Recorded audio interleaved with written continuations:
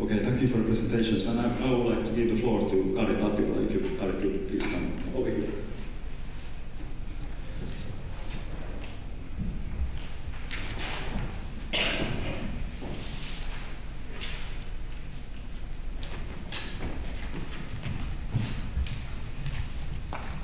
Thank you very much, Declan.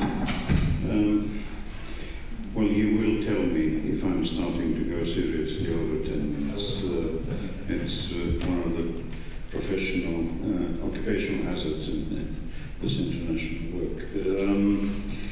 I'd like to say something about migration in general, and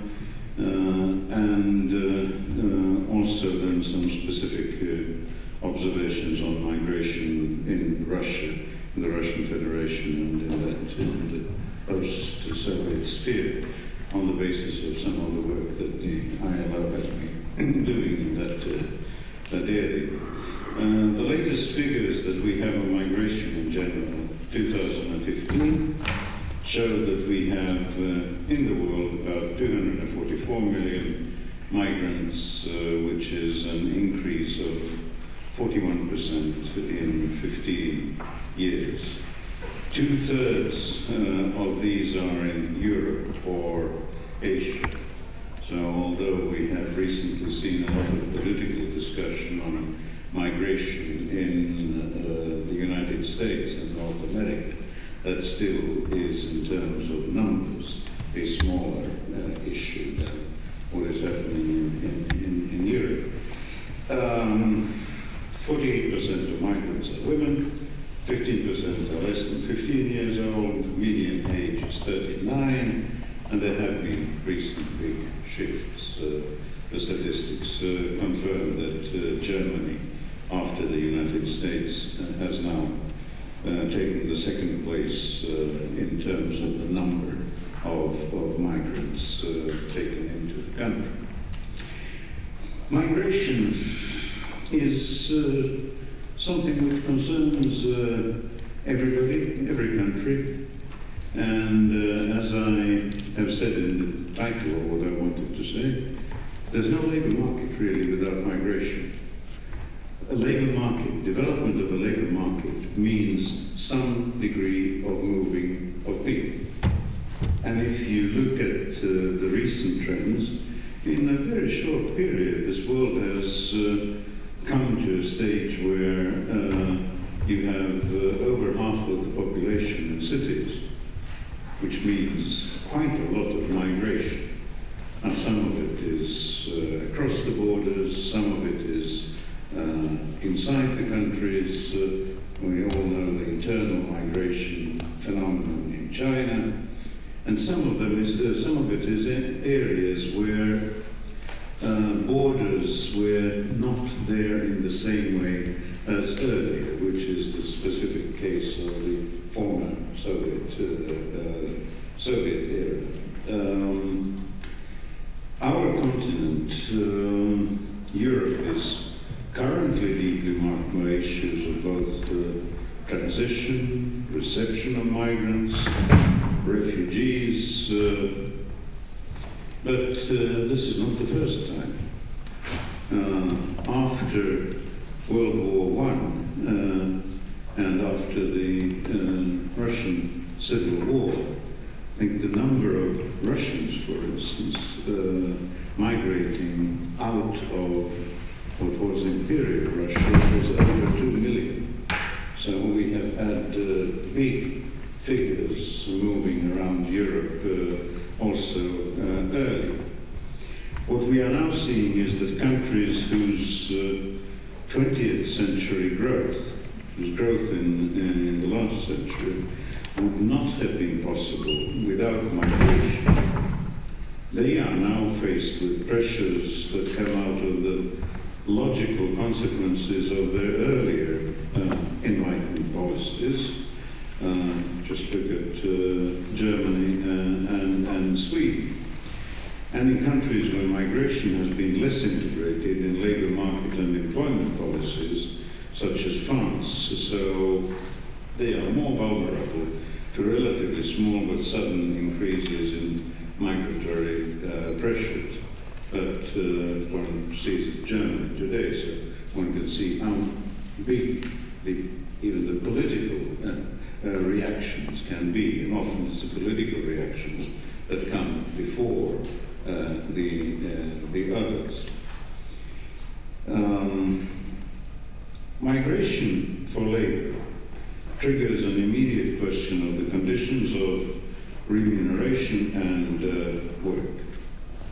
What are the applicable conditions and labour standards?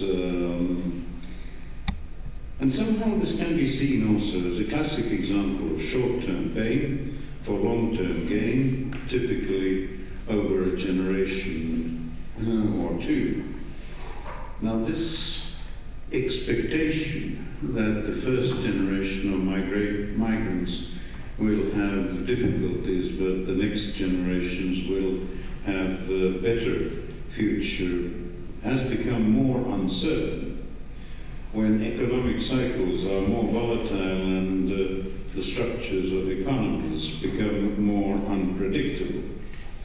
And in Europe, may well be that the traditional pattern of migrant workers emancipating into the middle class may actually be over, or at least it may be far from being the normal rule and the majority case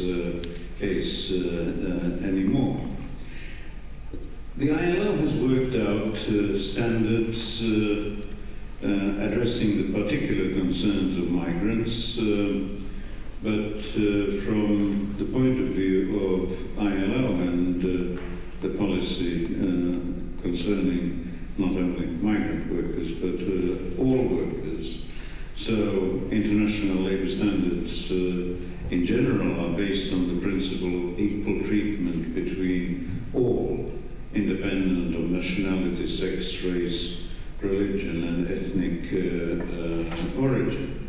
Migrants generally face serious problems on all four categories of fundamental principles of rights at work, core labour standards, freedom of association, freedom from child labour, freedom from forced labour, and non-discrimination in employment and occupation.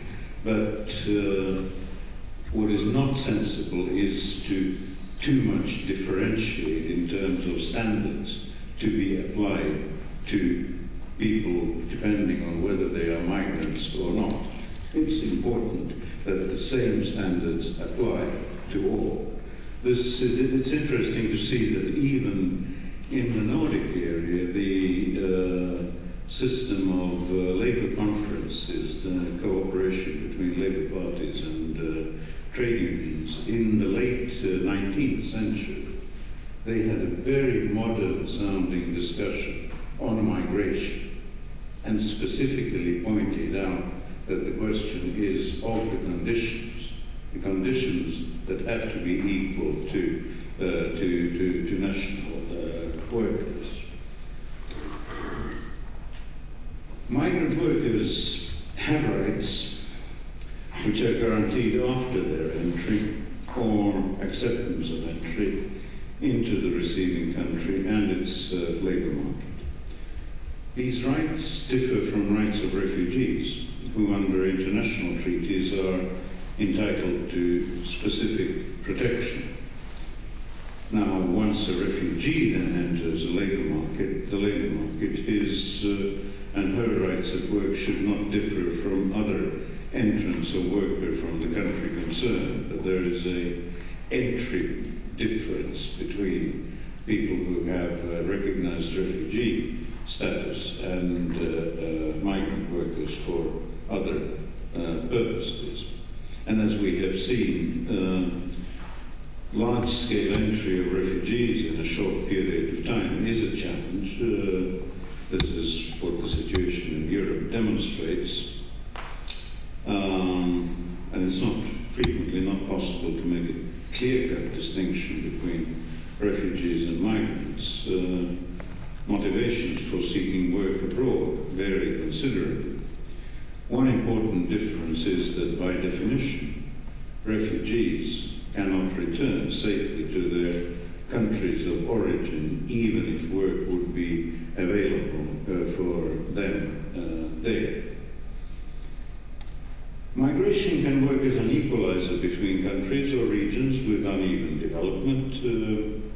Just witnessed a large-scale movement from the Finnish countryside to Sweden in the 1960s. This was a development which, on the whole, was beneficial for both countries, but not easy for a large number of people. And attempts to channel this movement in better conditions and a more organized way were only partially successful. Actually, when I started my trade union career sometime in the early 70s, so we desperately tried to work out tripartite and bipartite arrangements between Finland and Sweden, involving both government employers and workers, and the unions to channel in a sensible way this migration into decent conditions. And if it was difficult between two countries of the nature of Finland and Sweden, as it was, so you can understand how difficult it can be in totally different contexts where you don't have the institutions and you don't have the same background. Since the early 1990s, the Russian Federation has been the biggest receiving, sending and transit country for migrant workers in Eastern Europe and Central Asia. Most of this migration follows imperial and sorry, I just have to turn this off.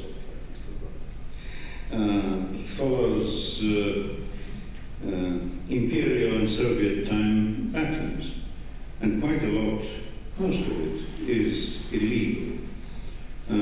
We noted sometime about 10 years ago, we made some statistics which showed that about maximum 10% of that migration was regularized. The recent economic problems of the Russian Federation has diminished somewhat the number of migrants, but bleak prospects in their own countries and demographic developments conspire to keep their share significant in the Russian economy. Like Germany, Russia will continue to need significant inputs through migration. Now I have about 2 minutes, I hope, so I'll just go quickly through some of the Russian specifics because they are important for the conference as a whole. The number of migrants in Russia is about 11 million in the Russian Federation. 2013 it was 11,048,064. I don't know who has counted all of these heads, but with a population of 142 million, so the forecast is that in this decade there will be a need even to add at least 2 million migrants, and this goes up to 3 and 3.5 million in the next decade. So Russia, also with demographic trends, the Russian Federation will be needing migrants. Russia is third now after Germany. It was second, but now it is third. Mainly this migration is from the former Soviet Union. Ukraine, Kazakhstan, Uzbekistan, Azerbaijan and Belarus are the 5 biggest countries of origin. Between Russia and Ukraine, the migrant movement is actually 3 to 4 million in both directions. And between Russia and Kazakhstan, you have 2 to 3 million in both directions. Occupations, 38% construction, and services is another big group. The age structure is interesting in one respect, at least. The biggest group is women over 65 years. A conclusion of, and I'll finish with this, of our migration projects recently can be summarized in The area is an area of intense labour migration. The earlier concern was trafficking, pure exploitation of people. Now we have a broader concern on migration policies in general, and are trying to work on that. Organised labour migration is a relatively new area of policy. This migration will continue for demographic reasons, because of economic trends. There are no refugee flows comparable to what is happening in Western Europe, but the problem is an absence of a framework. There was a framework during the imperial period, there was a framework during the communist period, but there is nothing comparable, functional at this moment. Sometimes I think that possibly this could be comparable to the inter-Nordic migration versus movement from outside, but in any event, I think that I can actually I can actually finish here and come up with more things in the discussion, except that I want to say that when we are looking at the short list of issues that should be addressed, particularly in the Russian Federation and countries in the region, so we're talking about the need to have analysis, information, which is usually lacking, regularization of migrants, protection of fundamental rights, particularly against trafficking and discrimination, and our two things that we are stressing is working with the employers and the workers' organizations, not with governments alone, and having a process of policy dialogue and capacity building. I hope this is helpful to get our panel started. Yes, very helpful. Thank you very much for the interesting presentation.